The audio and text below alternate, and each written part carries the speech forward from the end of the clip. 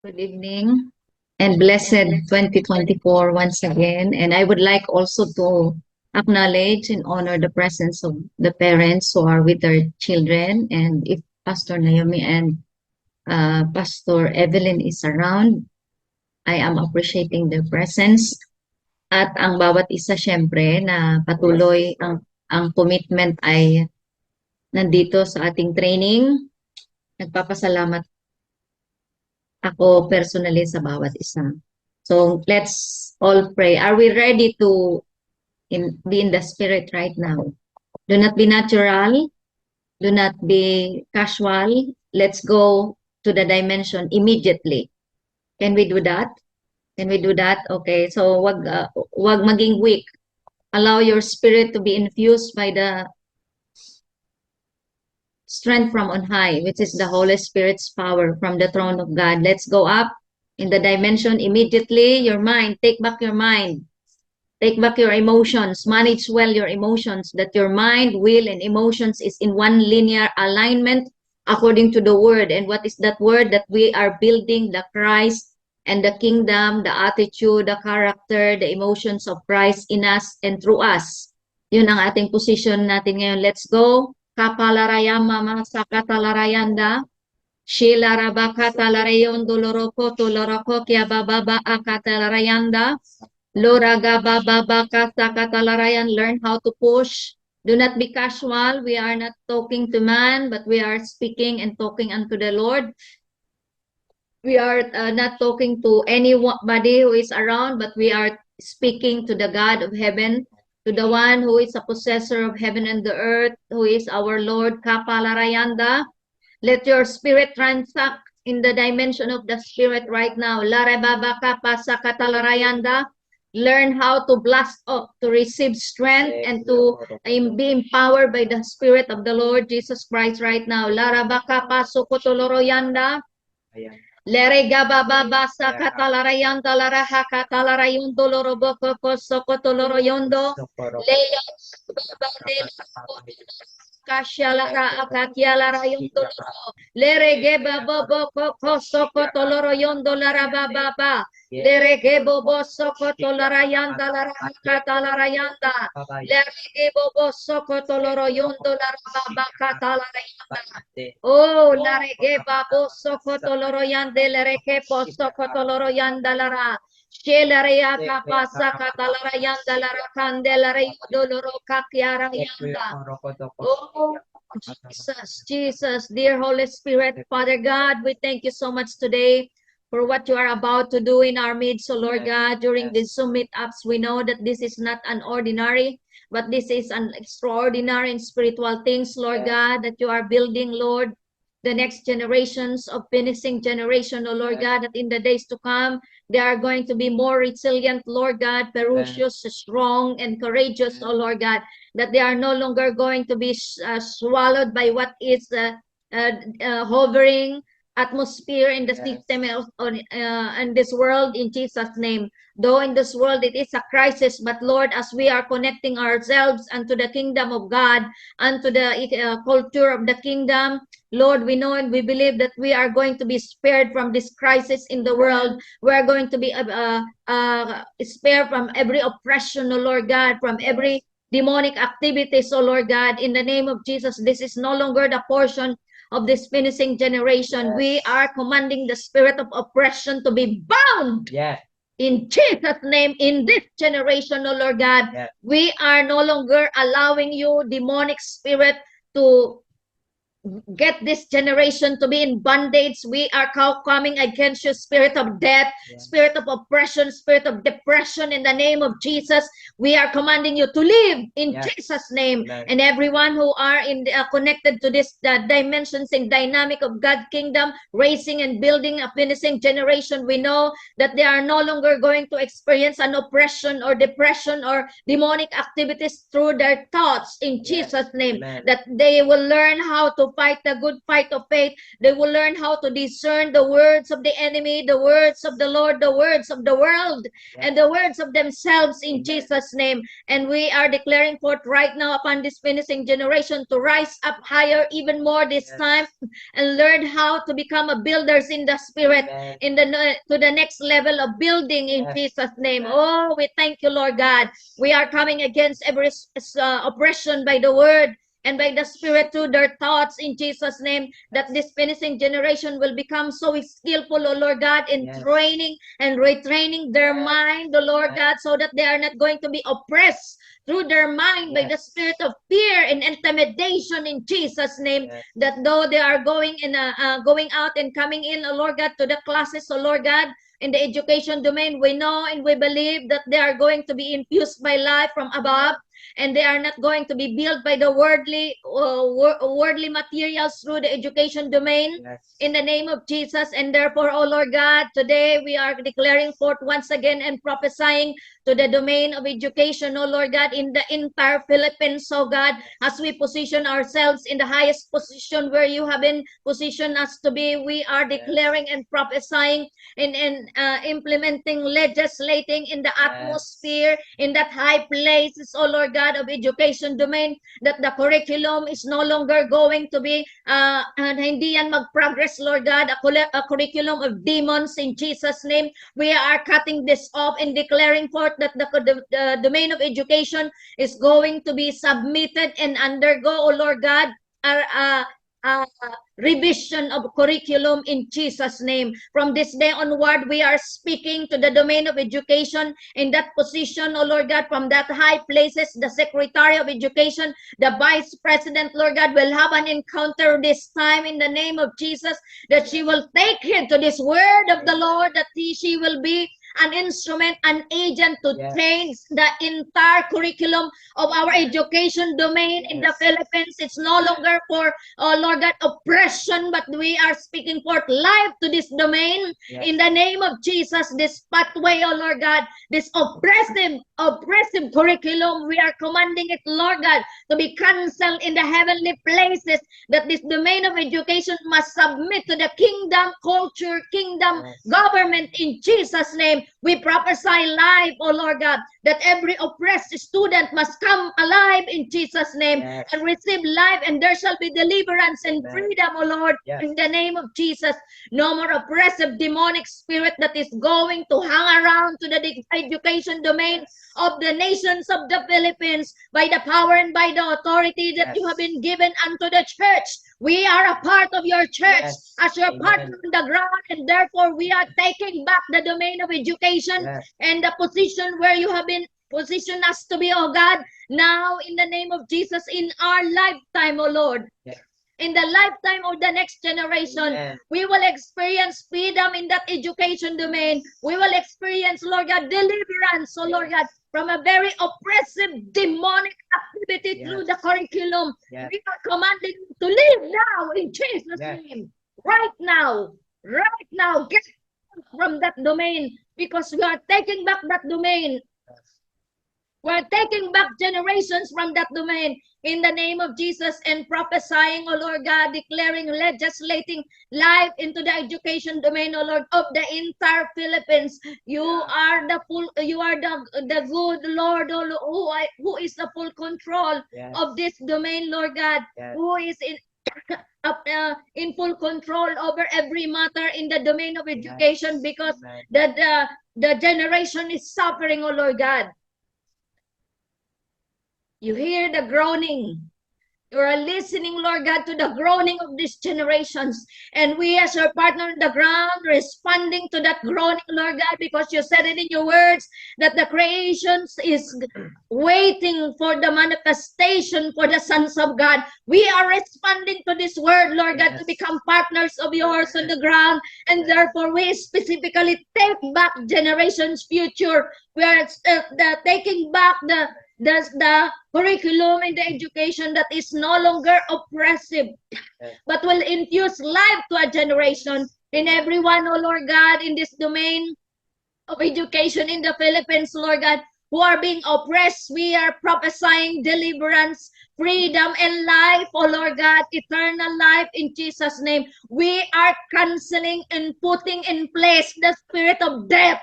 Yes. The threat, oh Lord God, of suicidal spirit, we are coming against you right now in Jesus' mighty name to leave the education domain.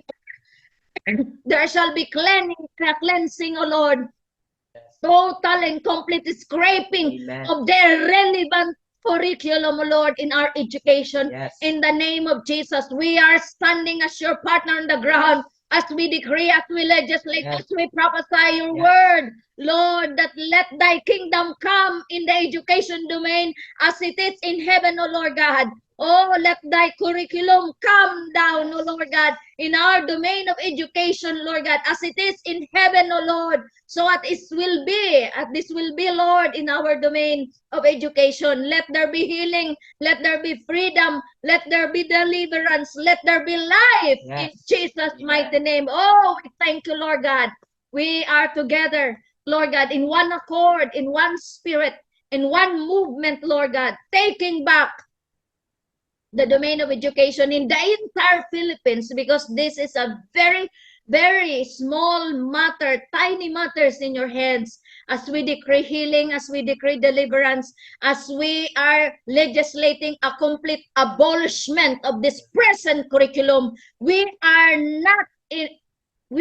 no longer allowing this to progress more. The activity of demons in Yes. that domains of education. Yes. We are now implementing the curriculum of God's kingdom. Amen. We are now bringing down curriculum from heaven, oh Lord Yes. God. We are bringing down and implementing, oh Lord God, the life that was going to bring forth by the curriculum that is about to be birthed out, oh Lord God, in the domain of education. This is our portion, so Lord God. This is our generation's portion, oh Lord God, that we will rise up as a church, as your legislator on the ground, oh Lord God, as your legislator on the nations of the Philippines, oh Lord God, because we understand that our position is higher than the president, Lord God. Our position as a church is higher than our president, and therefore we can legislate in that highest position. Yes. And that heaven is going to back us up, oh Lord God. Heaven is going to allow our words to be in motion in the entire nation of the Philippines, north, south, east, west of the nation Philippines, and the whole domains of education. There shall be clarity of the curriculum from the kingdom of God, so that the next generation, oh Lord God, our generation, and the next generation, their portion is kingdom curriculum already. Amen. In Jesus' mighty name. Oh Lord God, this is what we are declaring. We know that this word is in motion right now. Yes. Thank you, Lord God. Oh Father, you are a good Father, faithful one, who carry the generations in your heart and in your mind. This is our groaning, oh Lord God, that our domain of education is going to, the curriculum that bringing death and oppression must be completely abolished right now in the name of Jesus, because we are taking it back. We're taking it back. Yes. We're taking it back. Yes. By the name of the kingdom of God and the Lord Jesus Christ, and by the authority of heaven that was been delegated unto the church, and we are the church of the living God. Thank you, Lord God. We honor you and we give you glory. In Jesus' mighty name we pray. Amen. So we will expect the heaven to answer our groaning. Amen. That in this domain, there shall be freedom, there shall be life, no more death. Kaya ang portion, ang maging mas stronger tayo, kasi ang process ng transition ng curriculum ay it's a war. So hindi tayo dapat gitna. We must not be caught on crossfire. Okay? Kaya sila, Ella, sino pa ang mga estudyante, Iya, Ella, sino pa ang mga estudyante, Yash, ang mga papasok sa college, we need to be more stronger like never before, because the enemy, the demons that you are facing in the education domain is not simple. That's why you need to be very strong. I'm not scaring you, but I am telling you to be prepared even more this time. Kasi ang mas confused kasi, ang mga my word. Kaya kung hindi natin tinitrain at nire-retrain ang ating kaisipan, confused ang mga tumatanggap ng word. Pero ang mga nandoon na sa mundo, hindi na confused, papunta na sila eh. But they need us. They need us. They are also soul and spirit man. Kaya lang, nandun sila, our society is going down to the drain kung hindi tayo mag-rise up. Sabihin mo sa iyong katabi, kailangan tayo ng education domain. Do you believe this? We need to be very strong. Kaya nga ang ating pinag-uusapan ngayon ay paghahanda sa ating mga bukas na kalangitan. Our lesson is patterns or preparation for invasions of heavens. Dahil ang langit ay bababa sa lupa sa pamamagitan mo at sa pamamagitan ko, but it's not the way that according to our perspective, it's really a war. When we decree, let thy kingdom come on earth as it is in heaven, it's war. So kung hindi tayo aware, makukot on crossfire tayo, mapapagitnaan tayo. Dapat hindi tayo nasa crossfire. Can we position ourselves right now? So nakuha ba natin? I am believing that you, the finishing generation, is going to be more resilient and strong. Yung tenacity, spiritual tenacity and dynamic ay hindi kailangan bababa. Hindi pwede na every Zoom meeting ng finishing generation ay aandap-andap tayo. Friday, pag Saturday, marirevive. And then Monday Sunday, Monday, bababa. Hindi pwede ganon. Dapat diretso, may acceleration.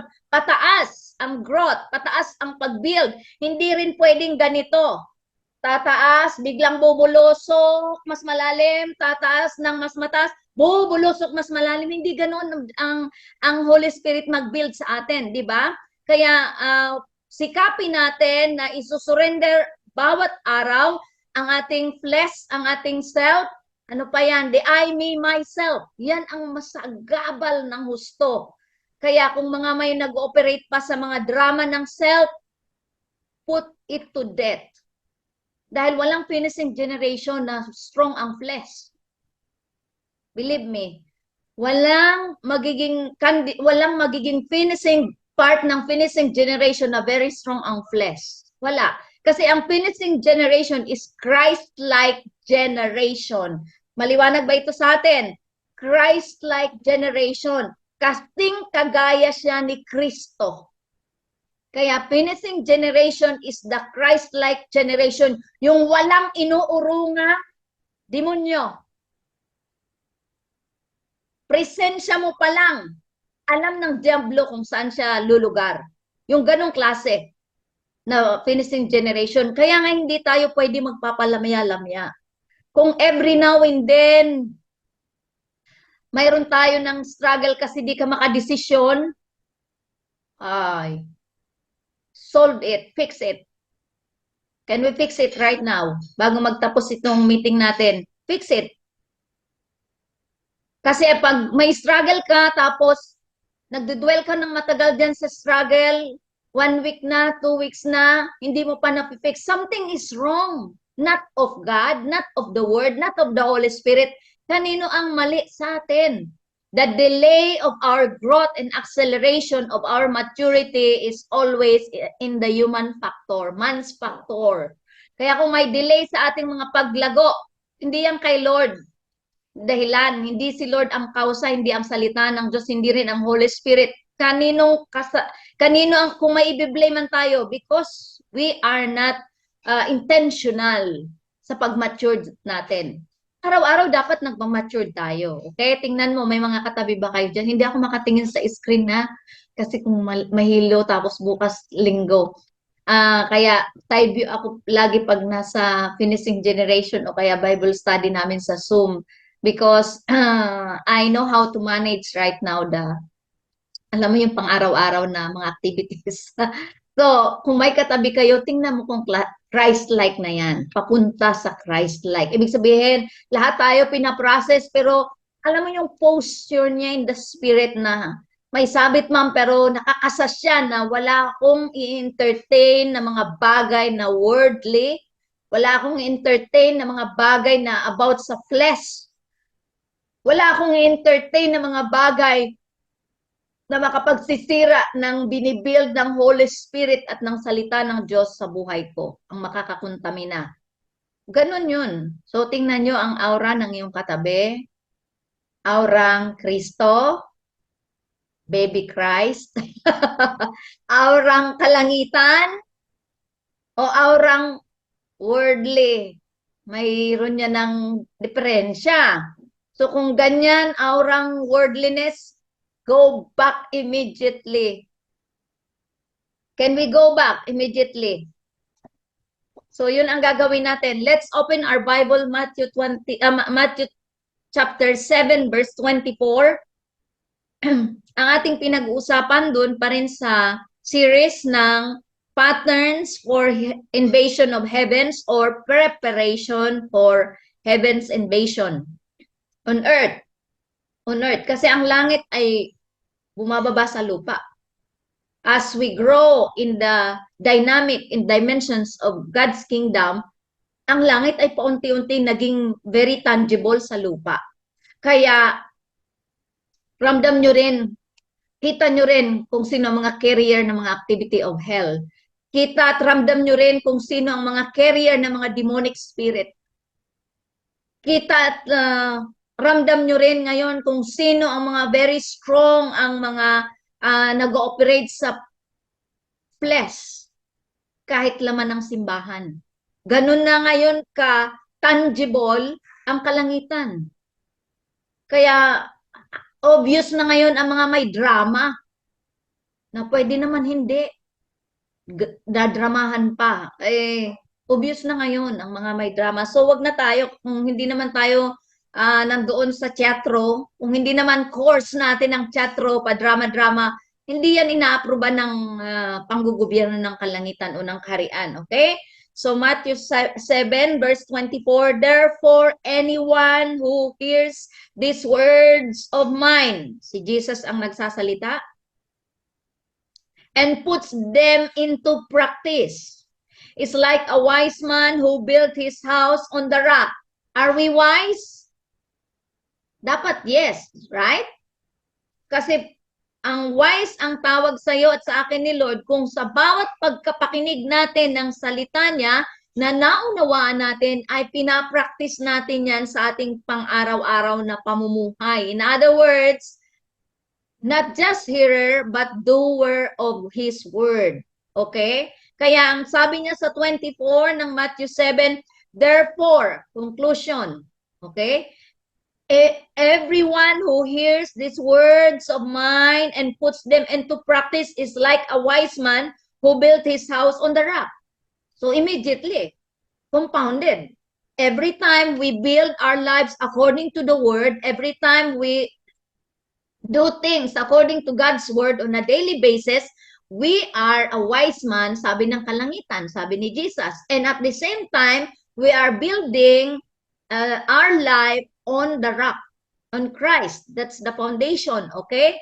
And then, sabi niya sa 25, the rain came down, the streams rose, and the winds blew and beat against that house. Yet, it did not fall because it had its foundation on the rock. But everyone, pag may bat ang Bible, makikinig tayo lalo. Pag mayroon ng pero, sabi noon, no, mayroon kami ng isa sa mga nagtuturo sa amin noon na mga pastor sa aming training. Pag halimbawa may speaking guest or may speaking engagement si Pastor Abraham at saka si Mama La, si Pastor Joshua ay ina-assign sa amin at saka si Pastor Israel Parladi, sila ang nag-handle sa amin. Alam mo ba, pag nakakabasa si Pastor Israel ng but sa Bible, ang sasabihin niya, but. Ni-emphasis niya ito. Ibig sabihin, maging careful tayo sa sasabihin ng Diyos after ng but. Sabi sa 26, but everyone who hears these words of mine and does not put them into practice is like a foolish man who built his house on sand. The rain came down, the streams rose, and the winds blew and beat against that house, and it fell with a great crash. So, dalawang tao. Ang isang wise man at ang isa ay foolish. Sino ang foolish? Ang mga nakarinig ng salita pero hindi nilakaran at hindi sinunod ang salita ng Diyos. Foolish agad. Walang nabibuild. O may nabuild man pero pagdating ng unos, pagdating ng ulan, pagdating ng baha, ng masamang panahon, crash. Pero itong wise man, wise builder, itong wise builder, siya yung explicit ang obedience, siya yung accurate ang connection, siya yung honor niya, ang pamumuhay niya ay honorable. Ibig sabihin, nag-o-observe ng protocol in government of God's kingdom to the dot. Siya yung wise man. Nagbibuild siya ng bahay niya na para bang sabi niya sa bato. Sino ang bato? The Lord Jesus Christ. When we build our lives on God's word, we are building our lives and our future according to the word on the rock. Ang foundation is Christ. Ang builder is Christ, the word. Because God and His word is one. Are one.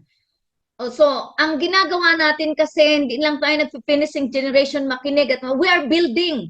Building, building, building. Anong binibuild natin? Building the word into our life. Sino itong word? Christ. Sino itong word? Is the answer. Sino itong, itong word? Is the healing, the provision, the life. Tama ba? The solution. So, binibuild natin ang buhay natin sa pamamagitan ng salita. Ano ang binibuild natin? The future. Ano ang sinisecure natin? Our future. The life of Christ. The government of God. The government of God's kingdom. Binibuild natin yan sa ating mga buhay, sa ating mga sarili. Ano pa ang binibuild natin? Binibuild natin ang karakterya ni Kristo sa buhay natin. Binibuild natin ang thought dynamic ni Christ sa buhay natin, sa mind natin. Binibuild natin ang personality ni Lord Jesus Christ sa buhay natin because kung naniniwala tayo na ikaw at ako ay naipananganak na muli sa Espiritu, ang naturalisa natin ay Kristo. So kung ang naturalisa natin ay Kristo, dapat ang personality natin ay Kristo, like Christ. Kung ang personality natin is Christ, and therefore, ang mga pag-uugali ni Christ, hindi maaaring, hoy, alam mo ba, ang tinanggap kong buhay ay Kristo, pero ang ugali ay sa dyablo. O anong tawag doon? Mixture. Pag mixture, hindi yan. It will never sustain. When crisis comes, hindi yan magsusustain na building na yan. Kung mixture ng mga, kung halimbawa ang tanso at gold, tama ba? May daling tanso, the bronze and gold, pag minix mo, di ba? Hindi siya matatag. Mahina, di ba?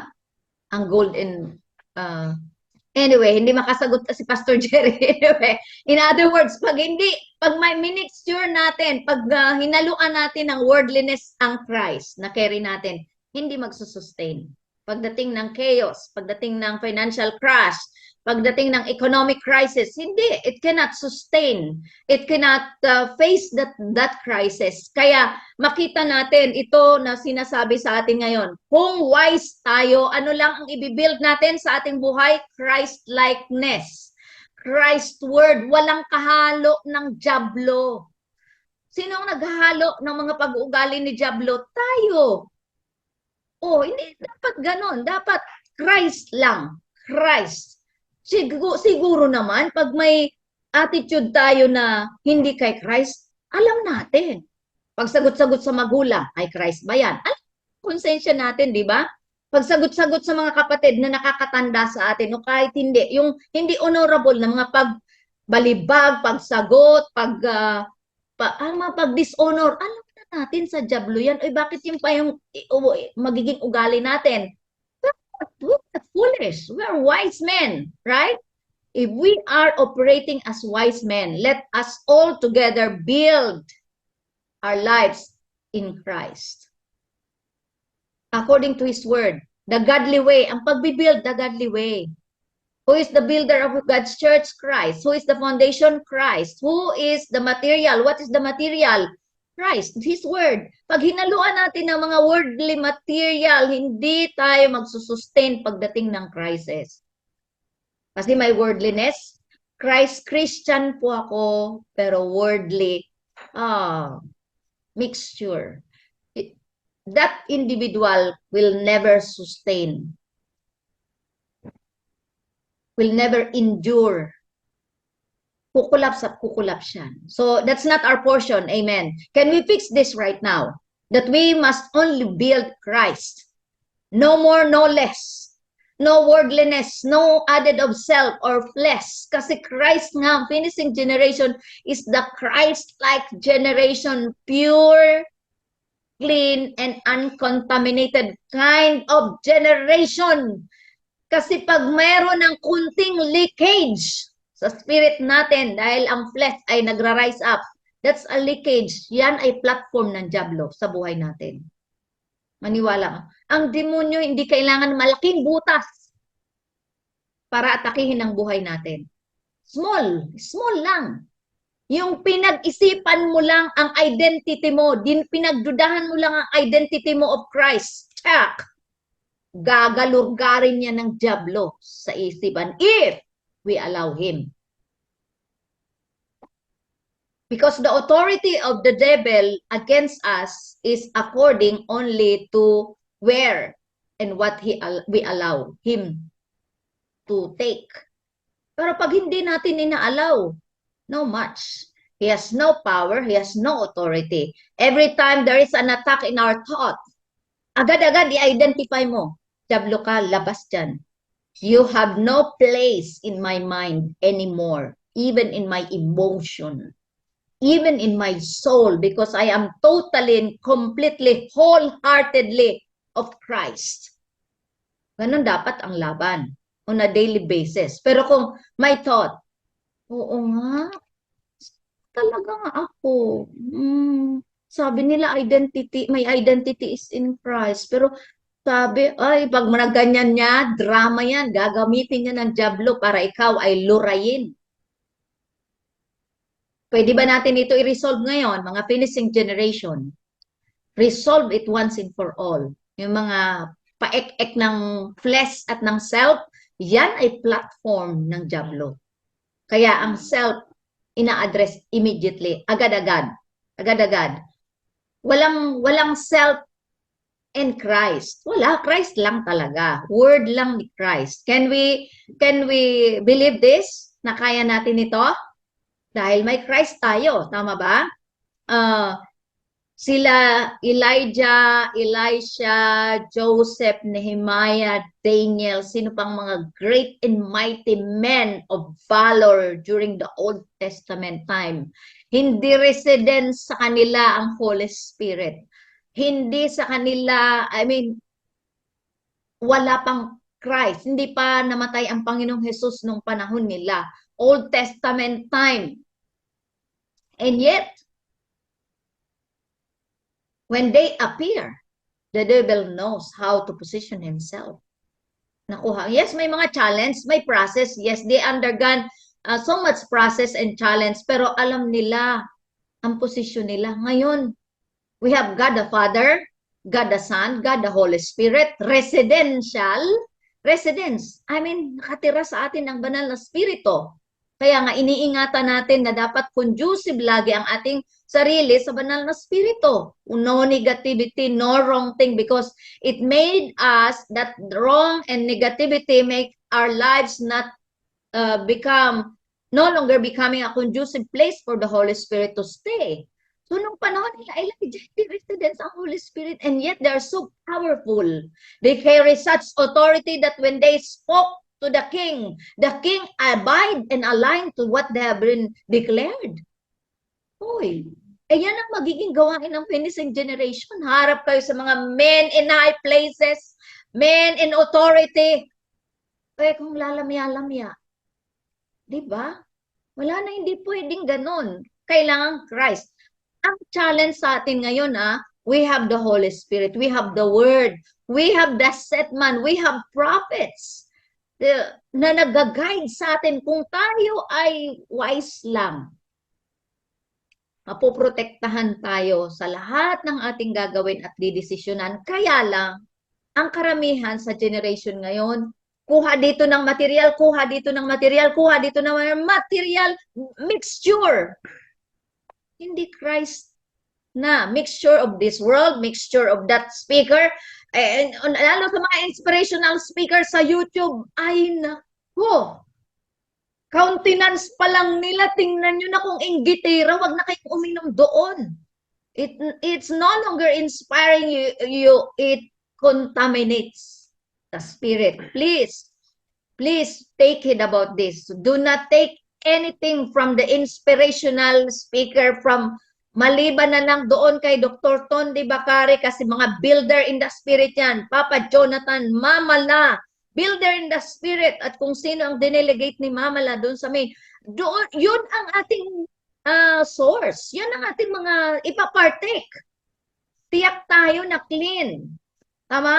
Ang source. Pero kung mga magbasa-basa pa kayo, magtingin-tingin pa kayo, okay lang magtingin pero hindi dinidrink. Paano po yun? Paano ko po titingnan na hindi ako mag-drink? Don't believe what they are saying. Don't take in. Sense. Countenance pa lang ng mga speaker, di ba? Yung mga speaker inspirational na may mga kunyaring movie ang background pero boses lang ang kanilang sa frequency pa lang ng boses nila, ako alam ko may galit ito, may vindictive spirit ito. I hate it. Gagamitin pa ang mga mukha nila, sino yung mga artista, yung mga black na artista, gagamitin pa yung mga mukha, ang mga boses. I hate the spirit full of self. So ano ang ililipat sa inyo pag pinaniwalaan nyo yun? Hindi pa ba sapat ang source natin, Papa Jonathan, Mamala doon sa online sa GH, at sa mga kanya-kanya nating pastor sa GH, tribe, venture, those kind of rivers of Babylon kasi yun. Don't drink from the rivers of Babylon. It is very, very contaminated river sa mainstream. Sa mainstream. Paano na po pag maghuhon kami ng skills? Magpaghuhon ng skills, babantayan nyo rin kung anong carry ng spirit ng nagsasalita ng mga tungkol sa skills nyo. Ganun na tayo dapat ka-vigilant ngayon. Kaya mga anak po, mga anak namin, alam nila pag sino pinapakinggan, ang may bilin ako dyan bago humarap sa computer, ang pakikinggan. Don't drink. Only the skills, but the spirit, kilalanin yung spirito. Inggitira, chismosa, iinom nyo yan kasama ng word nila. Be careful about this. I'm really serious about these things because it brings maging detrimental lang ating position of yung right standing natin kay Lord, mako-compromise. Okay? Are we wise? Yes. Do not be foolish. Let no one deceive us. Amen? Let no one deceive us. Sabihin mo sa iyong katabi, please, let no one deceive you. Grabe ang deceiver ngayon sa world. The world is in crisis actually. Ako every time, lalo kung kasama ko si Pastora Nora, every time na lumalabas kami, if you could just sense the atmosphere, the frequency in the marketplace, it's crisis. Hindi Christ. Crisis. Awang-awa ka pero wala ka naman magagawa. Ang deklarasyon talaga lang ng kalangitan ay ng constitution ng kalangitan. Yun lang ang magiging solution. Yun lang ang gagawin natin. And God is going to move freely pag mayroon ng kapartner on the ground. Ang tangi lang natin gagawin is right posture, right standing, and declaration of His word. Prophesy. Every time I go to the marketplace, alam nyo ba ang masisense mo na frequency? It's crisis. Sino ang kailangan ang church? Are we part of this church? If we are a part of this church, do not be casual. Do not be natural. Decree. Do not be, do not underrate your word. Do not underrate your declaration. Kapag may nakita ka na medyo nasa crisis na sense mo, release the word. Because the word ay ang Holy Spirit sa atmosphere naghihintay lang ng word. Bakit tipirin natin ang salita? Kaya nga mag-inbox tayo ng content ng word of the Lord. Kasi halimbawa sa atmosphere may na-sense ka na bad weather, may na-sense ka na deception, ka immediately arrested. Because we need to be police. We need to be a policeman of God's kingdom. We need to police the atmosphere, the dimension. Halimbawa dito sa Bulan, Sorsogon. Pag may na-sense kami, halimbawa nagbibiyahe kami ni Pastor Jerry, may bad weather kaming na-sense. Look, immediately we are arresting this bad weather. And the platform, the entry point of every storm and bad weather and potential landslide or flooding, we are commanding it to leave and be bound in Jesus' name, because we are carrying this highest authority and power. Aren't you glad that you are a part of this army of the Lord? Kaya hindi pwede na magpapalamya-lamya tayo. Amen ba? So kung titingnan nyo, kung ang perspective lang natin is perspective ni Lord, your future is glorious. Actually, ito na yun, yung future nyo. Heto na ngayon, huwag ka nang mag-isip ng 10 years, 15 years from now, yun ang future ko, no. Yeah. Your future is here and now already. Ilang taon na tayo nag-finishing generation, di ba? In-accelerate na natin ang future. Take it, receive it, believe it, and live on it. That future is now. So, kailan pa tayo magpapaka-behave as Christ? Hindi na pwede 2 years pa more kasi pagka-graduate ko sa college. No!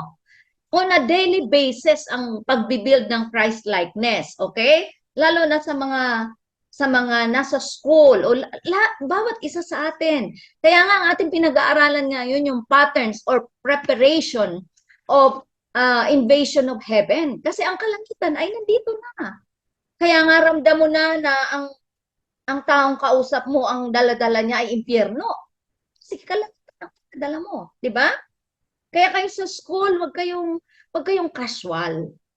Wag kayong casual sa school. Ako, sabi ko nga, sinare ko sa inyo, di ba? Pag nasa marketplace ako, pag sa grocery store ako, nakakasang spirito ko. Hindi ako casual. Sabi ni Papa Jonathan David, be very careful of the demonic spirit in human form. Hindi mo alam kasi very demonic ang marketplace kung hindi tayo mag-rise up as a church. Sinong magte-take back nitong marketplace? It should be you and me.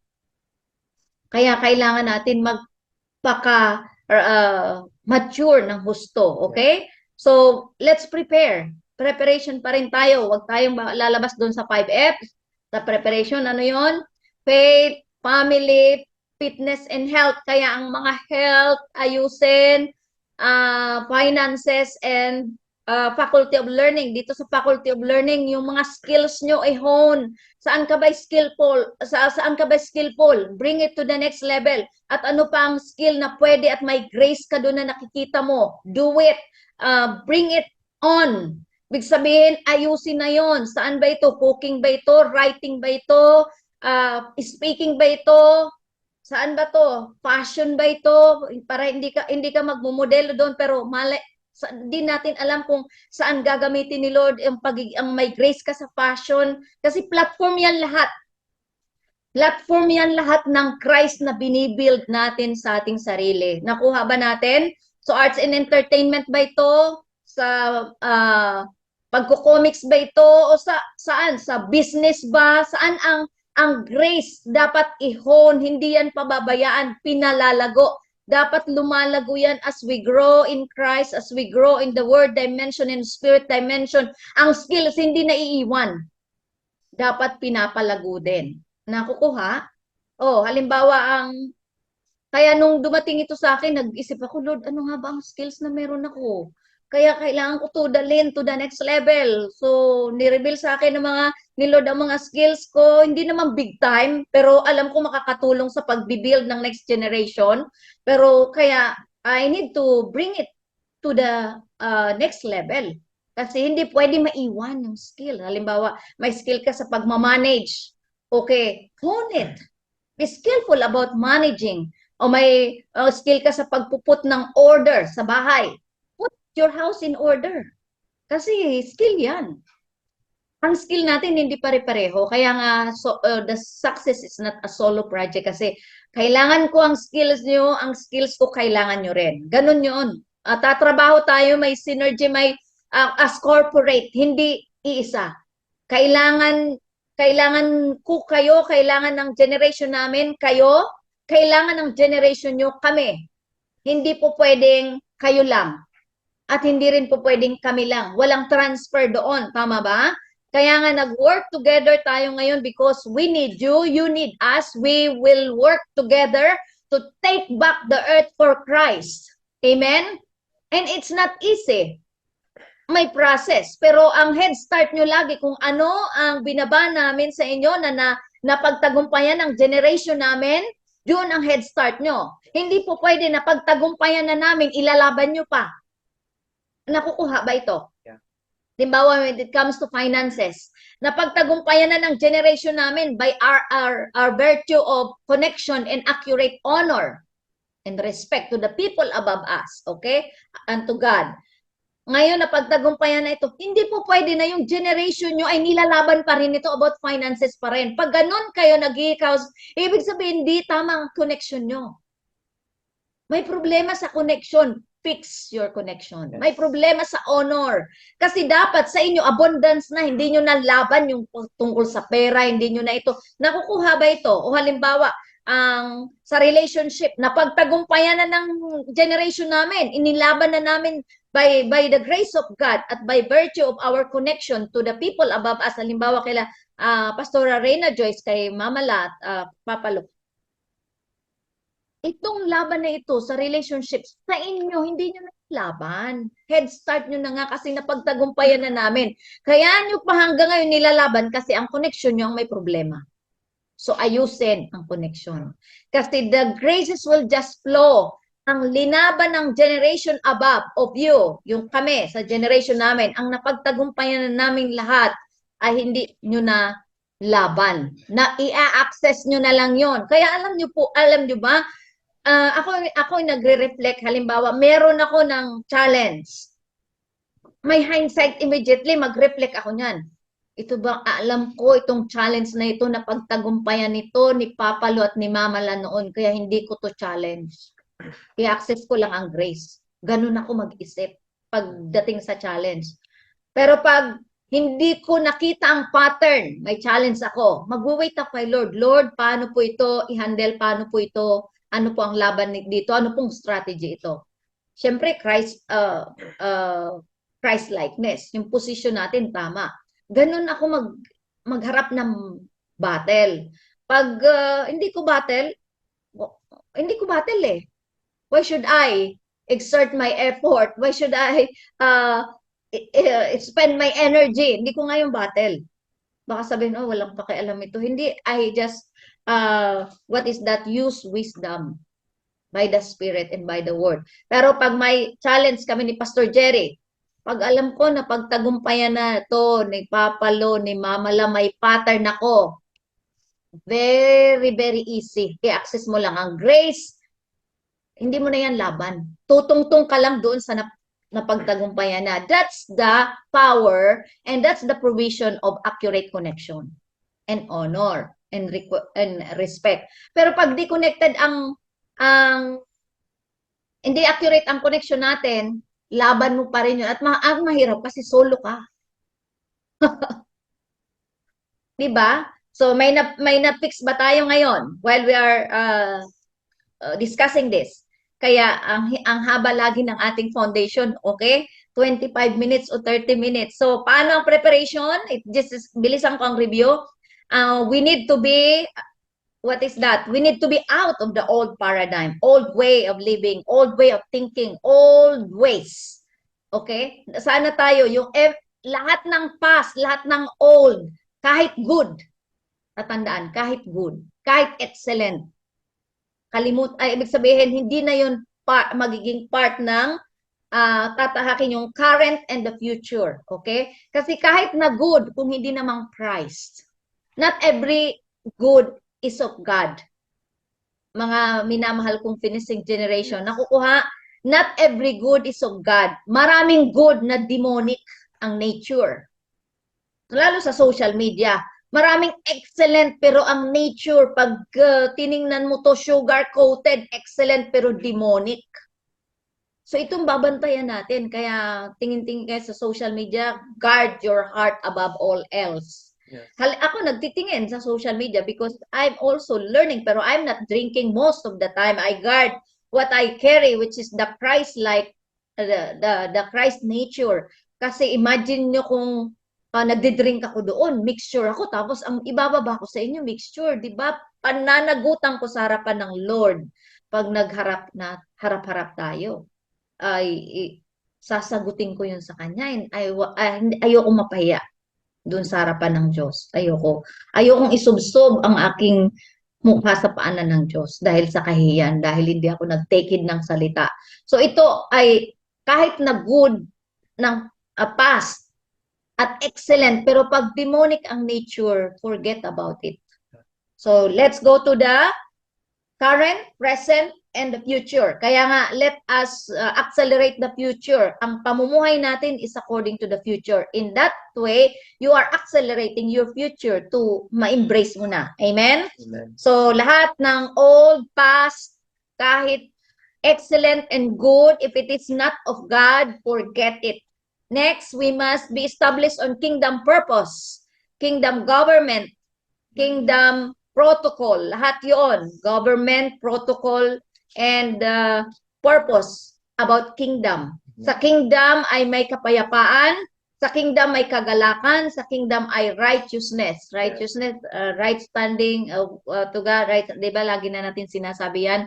So, alam mo, kapag lumalago ang kapayapaan sa iyo, ibig sabihin may pag-grow tayo. Pag sinalat ba natin ang spirito natin, payapa ba tayo? May kalayaan ba tayo? Wala kang apprehension. Kasi grabe ang requirement ko, pero hindi ka, alam mo yung anxious anxiety. Dapat magamot na yan sa atin. Yes. Ma-deliver. Yes. Ang mind talaga, we need to be very strong in our mind kasi kahit na very strong ang ating spirit, pag ang mind natin ay hindi na-train at hindi strong, magkukulaps at magkukulaps. So, strengthen your thought pattern, yes, to be like Christ. Amen. Paano ba si Christ mag-isip? His perspective is always based on eternity and heavenly. Future and divine. Yan ang perspective ni Christ. Glorious future, divine, eternity. Pag hindi eternal ang result, don't think about it. Pag hindi glorious future, don't think about it. Kaya nga, maglilinis tayo. Ako, everyday ako naglilinis ng kaisipan ko pag mga hindi, it depletes my spiritual stamina. No, I am not allowing that to progress in my thought. Sabi ko, kung tangible pa lang, lagi akong nananakal eh. Kung tangible pa lang, pag pumasok sa mind ko, kung tangible pa lang ito. Alam niyo ba, iniisip ko, kada thought na mali sa thought ko, pag halimbawa pumasok, kung pencil lang na nahawakan ko, putol-putol agad ito. Ganyan. Kaso spiritual dimension. So, magpo-posture talaga tayo ng tama. Kaya ayusin, tama? Nakukuha po ba natin? So, we must be established on kingdom purpose, kingdom protocol, and kingdom government. Ano ba mga panggugobyerno sa kingdom? Courtesy, simple, basic GMRC. Kung aalis ng bahay ay hindi magpapaalam sa ate, sa kuya o sa asawa, kung nandito ang mga may asawa, ay ibig sabihin hindi pa pinapractice ang protocol of the kingdom, yung courtesy, yung open communication, yung honorable relationship. Ay kung hindi tayo nahiya sa asawa natin, mga kapatid, at least sa Holy Spirit mahiya tayo na hindi nagpapaalam. O kahit ballpen na lang dyan, ballpen ng may ballpen dito sa bahay namin. Ay, nung una, nung nag-establish ako ng order sa bahay, ayaw ko nakukuha ka lang ng ballpen ng may ballpen dyan. May-ari yan, magpaalam. Kasi paano tayo pagkatiwalaan ng kingdom kung itong maliit na bagay na ito hindi natin ma-practice ang pagpapaalam. Kaya maraming may diferensya sa relasyon dahil nag-umpisa yun minsan sa ballpen na hindi pinaalam. O kaya pinaalam, binalik, wala ng tinta. Paggamit ng isa, wala na, hoping na mayroon. Diba? Yung ganun. Oh, kaya ayusin ito sa lalong madaling panahon. Next, we must prioritize and finishing together our corporate alliance or covenanted alliance. Kumbaga, ipa-prioritize natin ngayon yung good relationship, yung pagiging covenanted natin. Hindi man tayo nagkikita-kita, but by the Spirit, we can sense and feel it, right? Hindi man tayo nagkita-kita sa tribe, pero we need to be honorable alliance. We need to corporately finish our mandate strong. Hindi tayo dapat maging weak link. Kasi pag ang weak link, yan ay platform lagi ng Diablo. Sa pamilya, halimbawa, family of 7 o family of 9. Pag may weak link dyan, plataforma yan lagi ng impyerno. Kaya di ba lagi kang nakakasa para pumustura ka ng tama na walang activity ng impyerno makapapasok sa tahanan ito. Ay, grabe. Alam niya ng mga kapatid kong lalaki.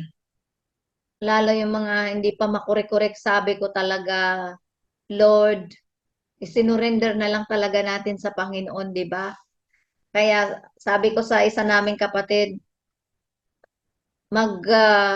ayaw mo ba talaga magbago? Yan ba talaga ang gusto mong buhay?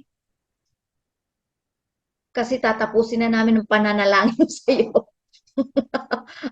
Alam mo yung mga radical na kailangan, pero minsan espiritu talagang kakausapin mo.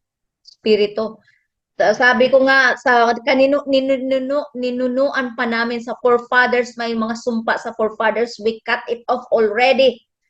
Pero ang free will kailangan mapasakop sa Panginoon. Ang weak link sa family, yun ang laging nagiging platform, pintuan ng impyerno. Kaya hindi pwede may weak link sa family. Tibayan pa natin ngayon ang panalangin na ang kalangitan ay magkaroon ng encounter sa mga weak link ng pamilya natin. Amen ba? Amen. Yun ang dapat natin ipatuloy i-push sa spirit.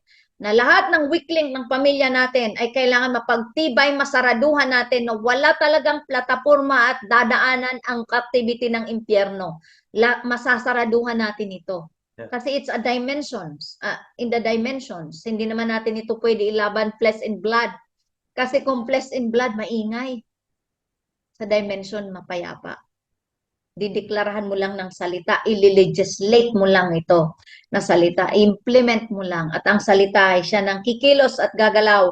So next, and we must be empower each one for the assignment. Yes. Through the power of the Holy Spirit. In other words, ang perspective natin, kaya tayo ayusin natin ang relasyon sa Panginoon, sa banal na Espiritu, sa salita ng Diyos at sa bawat isa kasi may assignment tayo as corporate, hindi po lang iisa.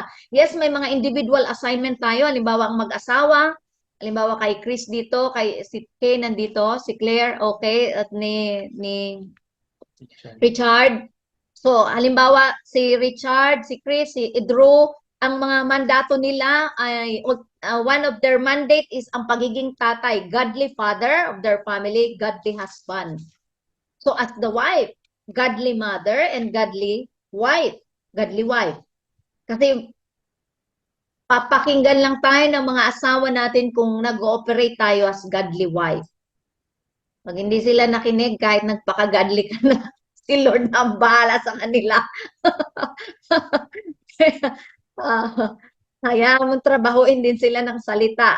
Okay, pag hindi man nakinig ang babae at nagpaka-godly husband ka na, i-surrender yan sa Panginoon. Pero gawin natin ang bahagi natin as godly husband, godly father, and godly wife, godly mother. Yan ay mandato.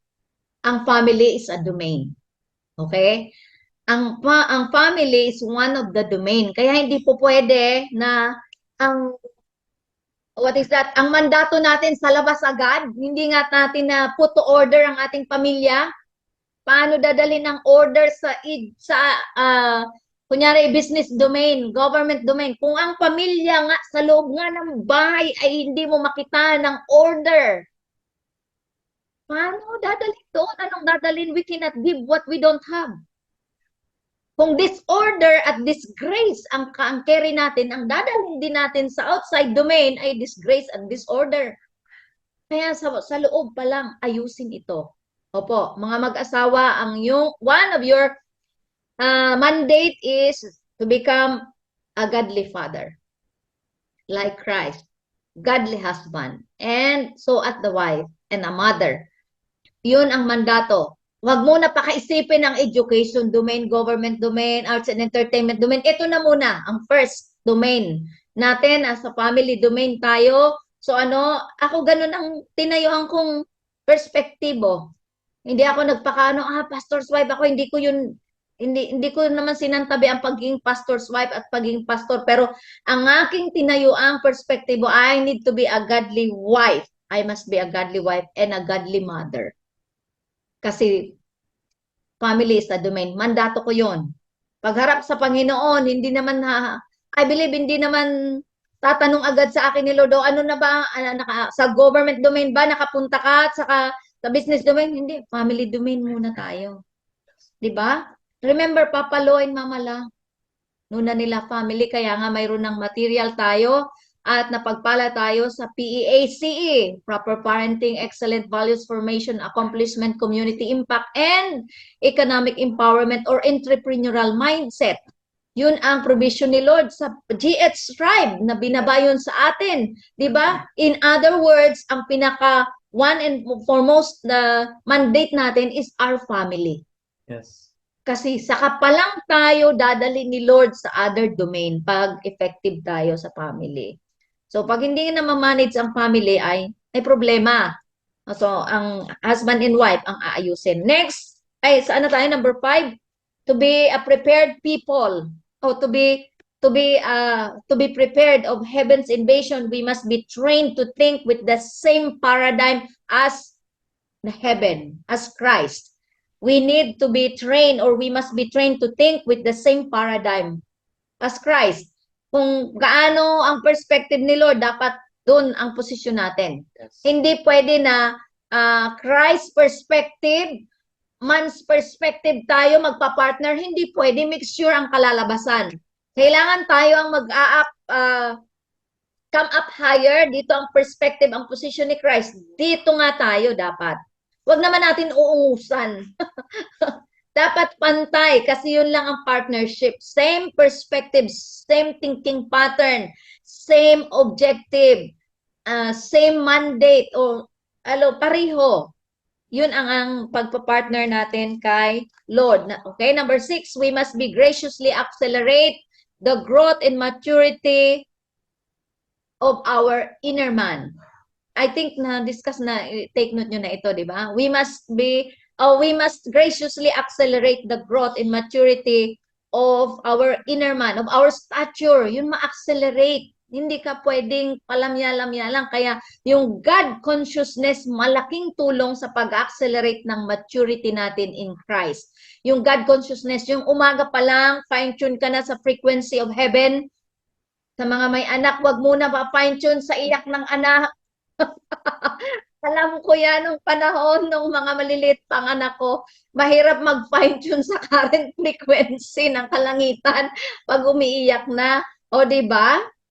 But very powerful kung nakakasaka na morning. Kaya noon ako, uunahan ko talaga minsan pagising ang anak ko para fine-tune ako agad sa frequency ng kalangitan. Kasi pag naunahan tayo ng demand ng ating mga baby o yung mga baby dyan, si Sarah and Chris, at magkaka-baby si Claire at saka ni Richard, si Tita Kay and Tito Drew, dalawa na ang baby nila. Alam nyo ba yun, na pag naunahan tayo ng demand ng mga batang ito at na hindi tayo nakakasa, si Mami, aaburedo yan.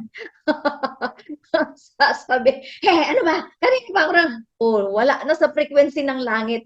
Ano na ang maibibuild? Hindi na conducive sa Holy Spirit. At the same time ngayon, kailangan nyo i-accelerate ang building ng inyong mga anak kasi sila ang next generation, silang next na papasahan nyo ng mandato, ng biyaya at ng baton. O, di ba? Kaya nga, to the next level itong pag-i-engage ng tama at pagkakasa ng ating espiritu. Next, we need to be structured within a proper chain of command. We need to be structured under a proper chain of command. Are we observing this? Yes. Hindi pwedeng hindi tayo mag-observe nito. Kasi may covering. May covering. Napatutuo ko na ba sa inyo? I believe napatutuo ko na sa inyo, di ba? Yung mga case namin. Alam nyo ba, during the lockdown, si Pastor Jerry actually may kontrata pa siya galing sa company nung nandoon pa kami sa Saudi Arabia. Pero sinabihan siya nag-message sa amin noon si Mama La na pag naging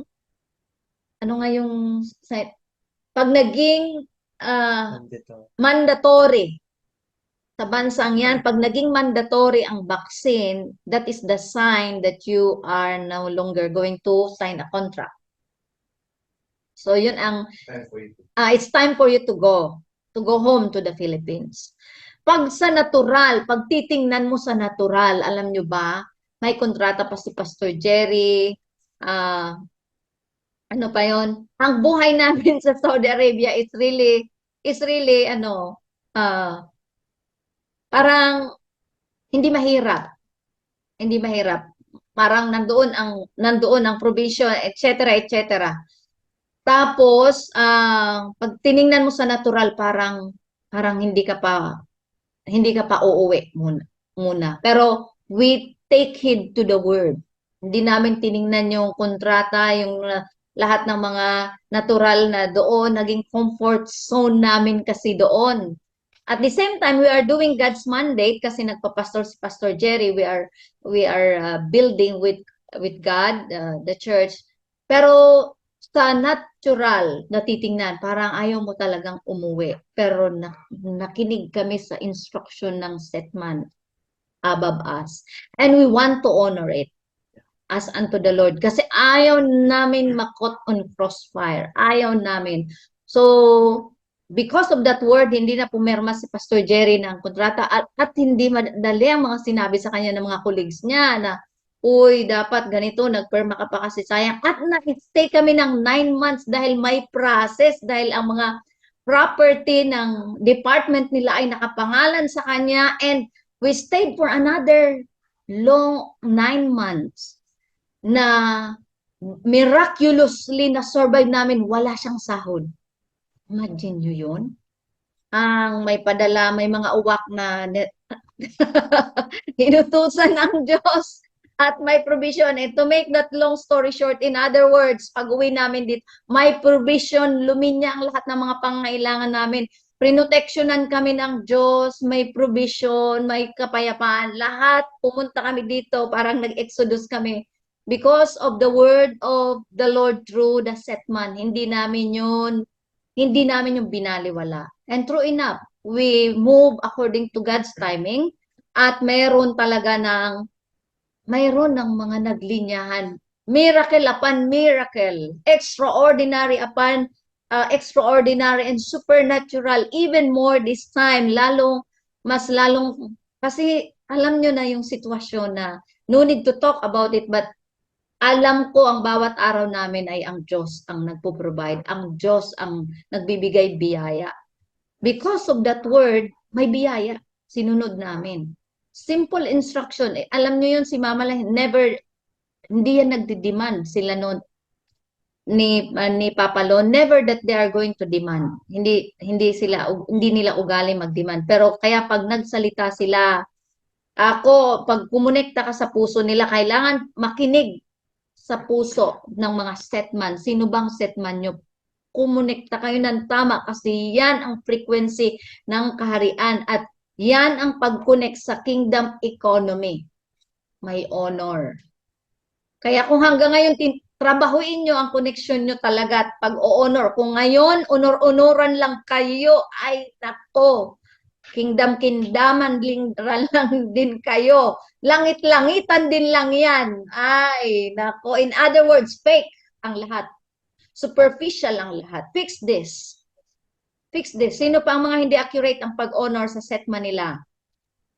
This is not a good state of your spirituality. Kasi sa kingdom, may protocol, may government. Kung hindi ka na panggugobyernohan, ay, akala mo lang, kingdom ka pero hindi pala. Pagdating ng economic crash sa system, saan ka pupunta? Hindi ka konektado sa kingdom. Ayusin ito. Can we fix this? Yes. Once and for all.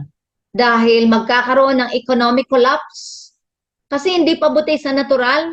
Mga minamahal kong finishing generation sa natural, hindi pabuti ng pabuti ang ekonomiya at ang sitwasyon. Palala yan ng palala. Pero hindi yan magiging portion ng sino mang konektado sa kaharian.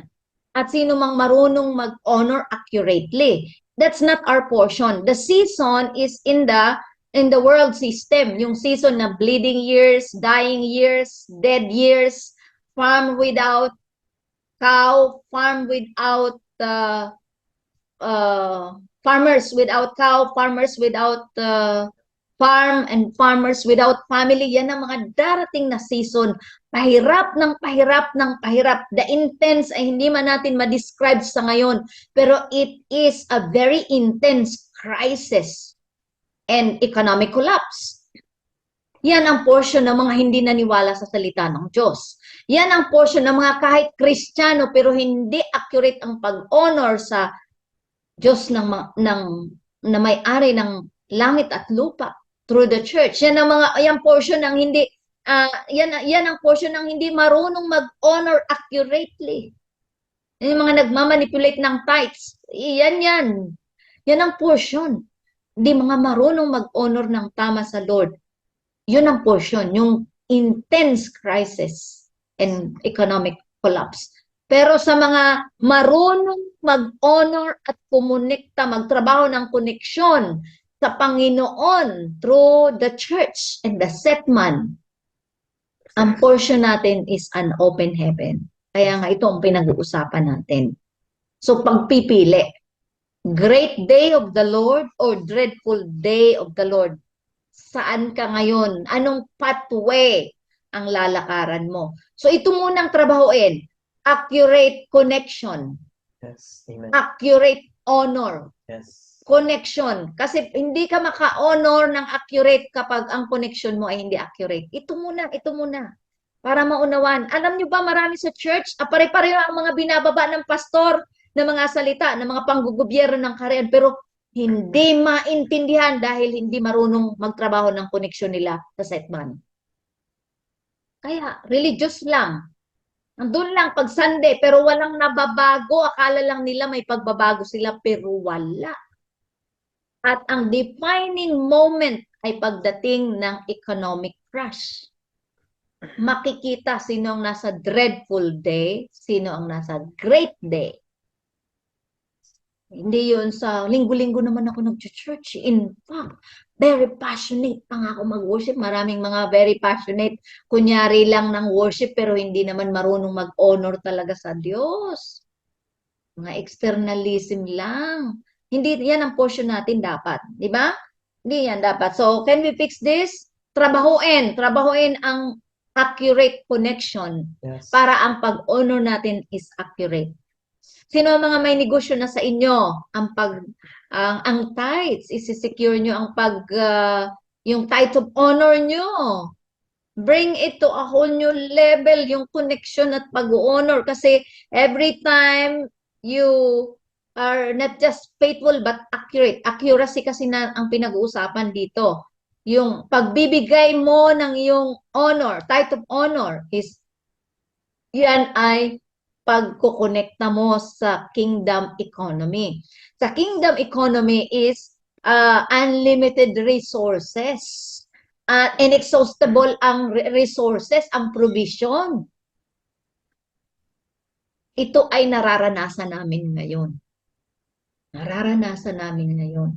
Uy, sabi ko nga sa inyo, meron kami ng patutuo ni Pastor Jerry, meron na bigay sa amin na akalain mo yung provision na yun ay pang electric bill namin ng 7 to 8 months. Sino ngayon? Sa natural? Sino ang ano, bibigay sa iyo pang kuryente mo na 7 at ang bills po namin ay hindi po lang 1,000.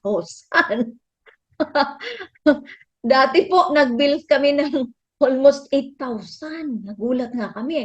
Tipid na tipid po kami noon. Kasi nga, sabi namin, we need to be a good steward. Imagine nyo, si Lord ay ganun. Tapos may nagbabayad po ng water bill namin monthly. Sino sa natural ang kaya we cannot imagine, sabi namin, kung na-miss out natin ang word ni Lord through our setman, through Mama La. Wala siguro kami ng ganitong extraordinary supernatural provision from God. Nakuha ba natin? Kaya kung sino ang may narinig na instruction ngayon from their setman at patumpik-tumpik pa kayo, pahuli-huli pa kayo, oy, you are delaying, you are missing out the things that is about supernatural and extraordinary provision, protection, prophetic fulfillment, prosperity, ano ba yung mga pinayon ng kalangitan? You are missing it all. So this time, be accurate about this. Be accurate. Dahil yan ang mga karanasan namin ni Pastor Jerry at ng pamilya namin. Sa natural, walang trabaho si Pastor Jerry, pero sa spiritual, we are working for the expansion and extension of God's kingdom. Kaya sabi ni Lord, di ba? Sabi ni David, wala pa akong nakita na naglingkod sa Diyos na pinabayaan ng Diyos. Kaya nga, ang paglilingkod natin dapat honorable and may connection. Number 8, we need to be prepared. We need to be prepared. Our sphere of responsibility. We need to be prepared within our sphere of responsibility. What we can do and what we cannot do. Alamin natin, ano ba ang maaari kong gawin? Ano ba ang maaaring gawin sa pamamagitan ng biyaya ng Diyos sa buhay ko? So, what you can get is kung ano maaari nating gawin na responsible tayo. Titingnan natin. It's about the kingdom context, okay? Tanungin natin si Lord at ano ba ang kaya ng spiritual stamina natin. So, we need to be prepared.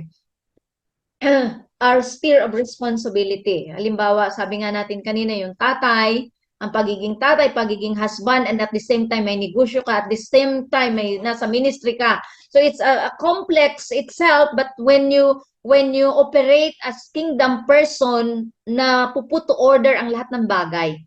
Na put to order. Kami ni Pastor Jerry, nung nasa Jubail kami, ay nag-working siya sa secular. Working siya sa secular. So I need to be intensify sa partnership ko sa kanya kasi kung hindi, kawawa naman siya. Hindi siya may strengthen. Luray-luray siguro siya kung hindi ako naging partner. Nang tama, yung partnership ko ay hindi naging accurate sa aking asawa, esposo. So nagtatrabaho siya sa secular, teacher siya. At the same time, nag-head siya sa isang department nung nandun kami sa Saudi Arabia. And then, nagpa-pastor siya. And then, sa learning center, may learning center kami doon. Imagine mo na kailangan naming pagpartneran with the Lord ang mga decision, ang mga kailangang counsel, kaya nga salamat sa mga taong kinonekta sa amin ni Lord, ang mga staff namin sa learning center, they are really a strength. And I am appreciating them in my entire stay kasi sila Teacher Ching, sila Teacher K, sila the rest of the staff and teacher, Mrs. Cole, and sila Teacher AC, lahat doon ng mga naging staff sa learning center, talagang kalakasan namin ni Pastor Jerry. Siya naman talaga, si Lord naman talaga ang nagbibigay ng tao para sa mandato, di ba? Kalakasan sila hanggang mag-exit kami, kalakasan lalo ang mga sa church, na mga sons in the house. I really salute them for partnering with us in running the mandate there. For a season lang pala yun na nandun kami. So ngayon, nandito na naman, dinala kami ni Lord to a whole new level. Iba na namang partnership ang ating gagawin, at maaari nating gawin. Amen ba? So, let's all be prepared of this sphere of responsibility. Alamin natin, saan ba ako kinukonekta ni Lord na area? Ang graces ko doon ako mag-ooperate, pero ang pakikipag-partner ay must be honorable always. Tama? Number 9, okay lang ba tapusin natin to hanggang 10 lang? Number 9, to be well prepared by heaven's invasion, we must know our part of what God begins in our lives. Yes. It's not the end, but just the beginning. Alam natin, we must be aware, okay? We must know and aware. Be aware of what God begins in us. It's not the end, but it's the beginning. Ano ba ang inumpisahan ni Lord sa akin? Kailangan matapos ko to. Kasi sabi nga sa kanta, di ba? He who begin a good works in me, He is faithful to finish it.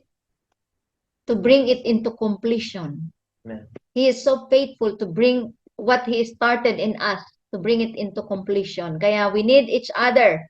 We need one another in partnership, in covenanted relationship. Hindi lang yung casual and loose relationship. Kailangan covenanted.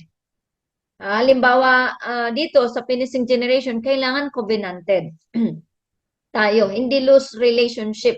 Kahit di tayo nagkikita-kita face to face, but our heart and our spirit, our mind, mentally must be connected. Yung tatakbuhin nating mandato na pagte-take back ng domains for God ay sama-sama tayo sa spirito. Mayroon ng mga nangyayari yan. Tama ba? Ngayon, we are focusing on family domain and education domain in our prayer. Yun na lang muna. Kasi nandoon ang generation sa education domain. Ma-take back natin sila for God's glorious future. Okay? Number 10, we need, as we are preparing, we need to receive. We must receive the Holy Spirit without measure. On a daily basis ito. And function without restraint. We need to receive the Holy Spirit without measure and function without restraint. So in other words, ang Holy Spirit kailangan madala natin sa next level ang pakikipagrelasyon natin sa banal na spirito na hindi tayo magiging casual. Sabihin natin sa Holy Spirit na, Holy Spirit, gusto ko po maging mas malalim ang aking relasyon sa iyo. Hindi po casual. Okay? Hindi po to external lang. Kasi kailangan natin ang banal na spirito. He is the builder. He is the king of the kingdom. He is the builder of the church. Church kingdom. Tama ba? Pinapalago ba natin ang pakikipagrelasyon sa Holy Spirit? Yung bang may panalangin na Holy Spirit, maaari ko bang makilala ang iyong tinig na hindi na po ako pasukan ng pagdududa kung ikaw nga ba yung nagsalita sa akin o hindi? Yung ganong klaseng pakikipag-communicate sa Kanya. Ako nagsasalita ako sa Holy Spirit. Holy Spirit, I don't want to be misled by any voice. Kaya gusto ko po, klarado ko po kayong naririnig. Yes. So alam na natin, ang pangusap ng Holy Spirit hindi lalabas sa katotohanan. Ang pangungusap ng Holy Spirit ay may kapayapaan pag dumating sa atin. Pag boses ng Holy Spirit, hindi yan labas sa truth, hindi yan labas sa Word of God. Pangalawa na palatandaan na ang Holy Spirit ang nangusap, masculine voice. Tama? Di ba? Pinag-aralan na natin ito. Next, it's a command. Yung parang utos, hindi nagdidetalye. Pag sinabi, you go, do not delay, mga ganong klaseng pangungusap. Stop. Don't go. Mga ganon. Hindi man siya magpaliwanag. Hoy, kailangan mo pumunta na. Wala nang dapat delay kasi ganyan. Hindi yan ang Holy Spirit. Minsan yan ang conscience natin. Explaining to us what is in us. Minsan, gawain nyo ng konsensya. Pero, pag ang Holy Spirit maliwanag, agad-agad. Sa Bible, ang mga instruction ni Lord kila Elijah, Elisha, Nehemiah, Joseph, Noah, napakaklarado. Pati dimensions ng ark, measurement, material, klarado. Kaya walang kalituhan si Noah. Lord, papakuan ko po ba o hindi? Hindi siya nalito ng ganun. Alam niya agad ang material. Si Elijah nung inutusan ni Lord. Di ba? Umalis ka na dito sa brook, sa sapa, saan? Pumunta ka doon sa widow. To the dot, very clear. Wala si Elijah ng pagdaan, ay Lord, kakaliwa po ba ako, kakanan? Wala. Wala nun ang Holy Spirit. Tayo ngayon, presente ang Holy Spirit, bakit litong-lito pa? Dapat kalituhan na hindi yan ang portion natin. When God instructs to us, it is very clear, no confusion. Alam mo agad kung anong gagawin. Kaya kung nalito ka, hindi yun si Lord. Ganun lang. Simple, di ba? Kung yung word na narinig natin, dinala ka sa kalituhan, hindi yung galing kay Lord. Kung yung word na narinig natin, dinala ka doon sa state na wala kang kapayapaan, na hindi yung galing kay Lord, ano ang i-disregard? Don't believe it. Demolish it. Break it. Kasi ang salita ng Diyos magdadala lagi sa atin sa kapayapaan, sa kalayaan, sa kaayusan, kagalakan. Yun ang dulo nun. Although may process, pero ang dulo nun lagi, may satisfaction ka, may freedom ka, may kapayapaan ka, may kagalakan ka. Tatandaan, okay? May natukuha tayo sa gabing ito. Para sa susunod na finishing generation natin, magbubukas ulit tayo ng topic, another topic about heaven's invasion or open heaven. Para lahat tayo mamuhay, mag-operate doon sa dynamic ng open heaven. Yung tangible, sa mga estudyante, open heaven. Na-access natin ang bukas na kalangitan. Na sa pamamagitan ng pamumuhay natin, hindi nagsasarado ang langit. Laging bukas. Gusto nyo ba yon? Yun ang ating pag-uusapan sa susunod. Let's all pray right now. Father, we thank you so much for the grace like never before that we are receiving. And thank you so much for the revelation that we received tonight. And the grace, O Lord God, that will fix our connection with accuracy, even our accurate honor to the God of heaven through the church and the set man, that we will accurately connect our lives unto the church, Lord God, so that the crisis that is about to come or that is currently working right now is no longer our portion, but our portion is an open heaven, Lord God, 2 decades of open heaven. We're choosing, Lord God, a great day in the glorious divine destiny that you have set and ordered for us in Jesus' name. And we are declaring forth right now that this dreadful day is not our portion. It's not a portion, O Lord God, of this generation, but the finishing generation is the Christ-like generation. They will learn the technology, O Lord God, to grow the Christ, to mature in acceleration the Christ that we receive, that we carry, O Lord God, that the Christ will become so tangible in our lives, in us and through us, O Lord God. The humility of Christ, the thinking pattern of Christ, the character of Christ, the perception of Christ, the technology on how to relate and how to transact in the marketplace like Christ will be our portion in the name of Jesus, oh Lord God. Therefore, we will never allow ourselves to become distracted with all the things happening around the marketplaces, oh Lord God. We will not allow the enemy to continue to confuse, distract, and sidetrack us or displace us, O Lord God, from the position which you have positioned us, O God. Oh, we will come together for higher purpose, O Lord God. We are going to be a covenanted generation, Lord God, for a higher purpose, to extend and expand your kingdom, Lord God. And we will finish our mandate strong in the name of Jesus. Oh, we thank you, Lord God. Thank you, Lord God, that this generation, oh Lord God, this will be the sign for this generation, Lord God, to carry a water Lord, a water jar on their shoulder, and people will follow those who carry that water, which is the word of God, and they will come to the high places and they will meet God, oh Lord. In the same way, the water, the word of God that these generations carry, the spirit dimension that they carry will be what the people are looking for, oh Lord God. The technology of heaven, oh Lord God, that sign and wonder shall be upon our lives, oh Lord God. They will follow. They will follow you, Lord God, coming into a contact with heaven, oh Lord God. Oh, we thank you, Lord God, that you, as our God, oh Lord, who is in full control over the affairs of everything on planet Earth, Lord God. We want to become a partner of yours, Lord, in implementing your will, your plan, your government, your protocol, your Yes. purpose, oh Lord God, on earth. And we will be that generations who are Christ-like. Thank you for choosing us, oh Lord Yes. God. Thank you for setting us apart so that we can become a choice instrument in your mighty hands, oh God. Touch us by the power of your Holy Amen. Spirit tonight. Yes. Set us apart for this final outpouring of the Holy Yes. Ghost, for the invasion of heaven upon the Yes. earth. In the name of Jesus we pray. Amen and amen. God bless us all.